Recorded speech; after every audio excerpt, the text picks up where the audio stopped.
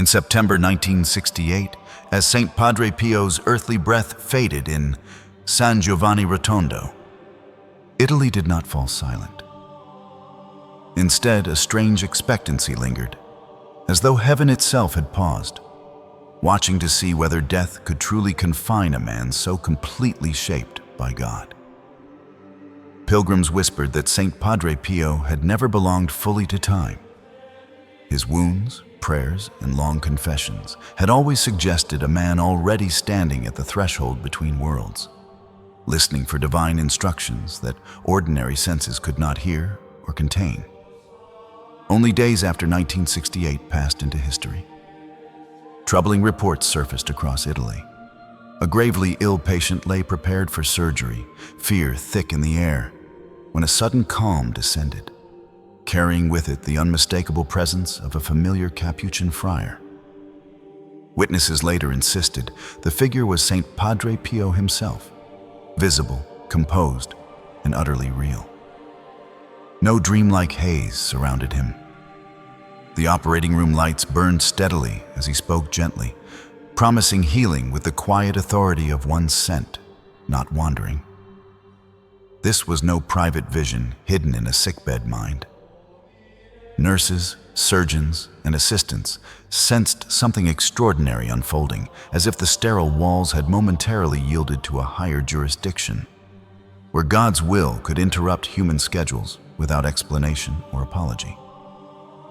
Saint Padre Pio did not gesture dramatically.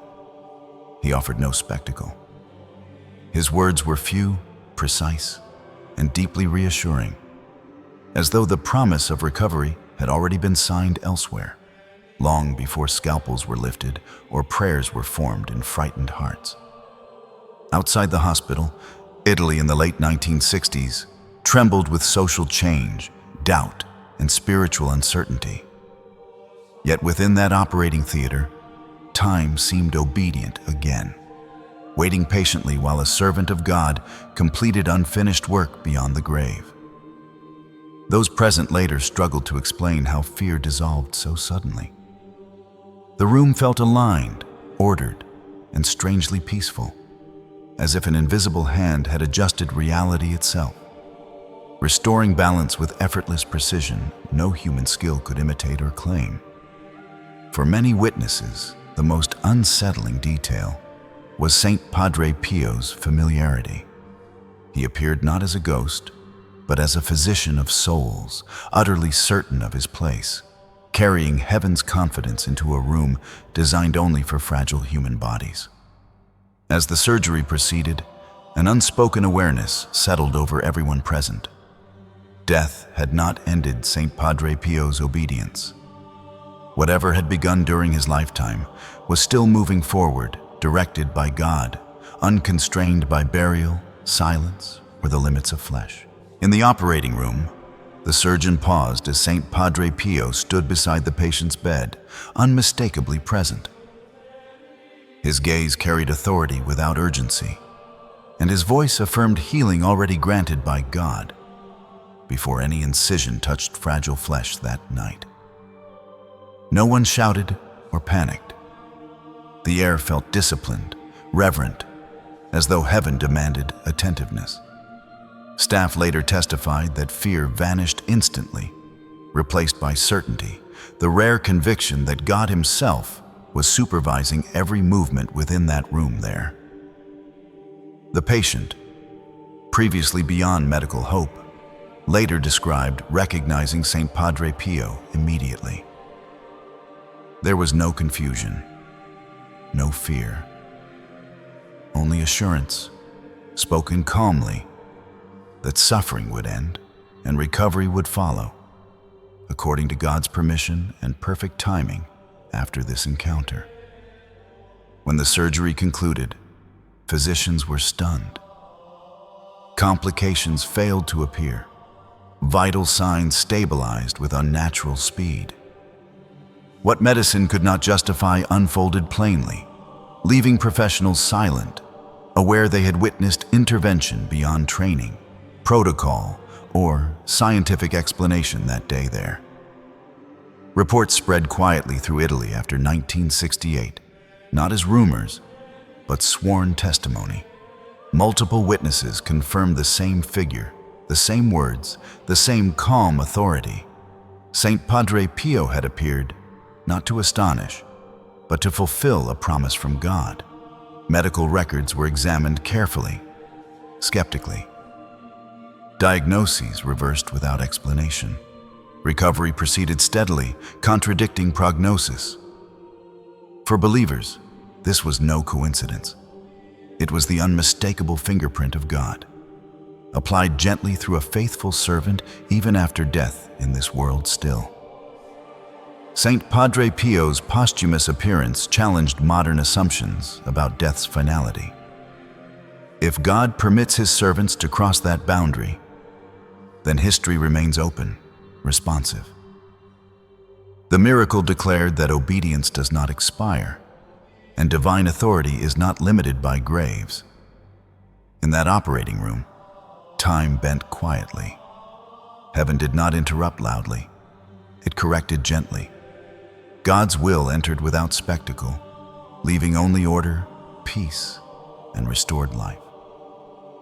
Such restraint revealed power greater than force, sovereign mercy acting without resistance from anyone. For witnesses, memory of Saint Padre Pio's presence never faded.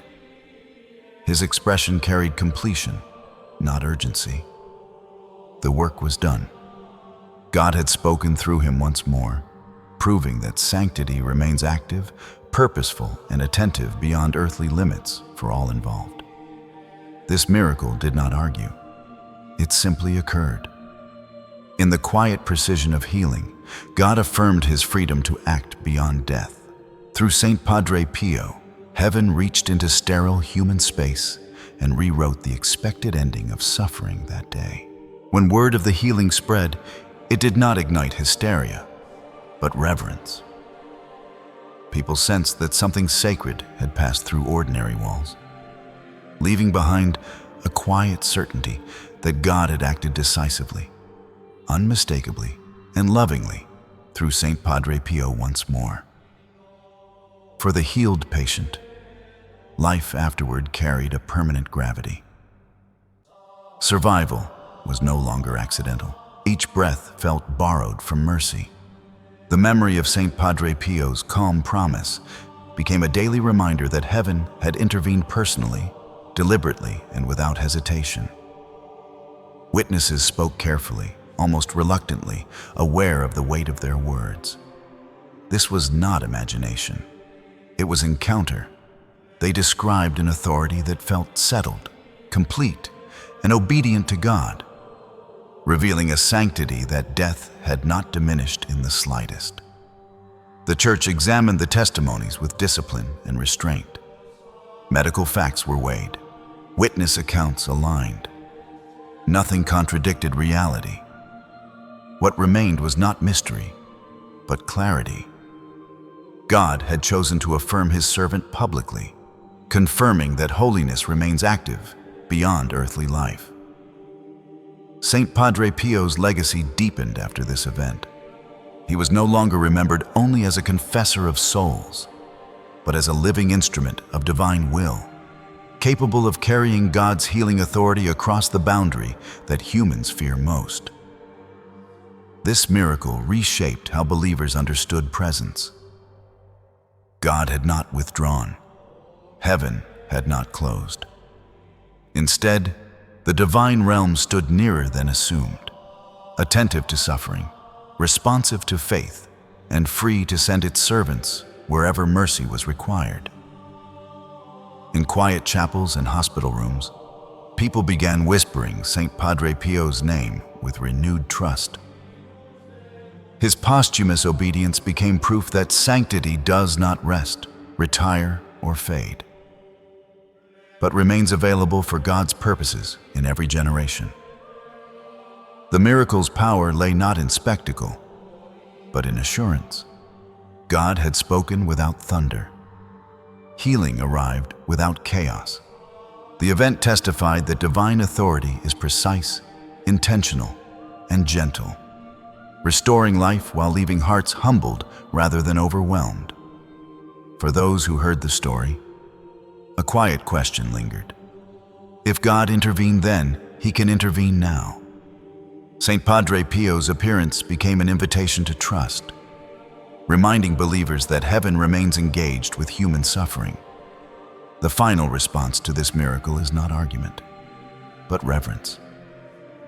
God acted. Saint Padre Pio obeyed.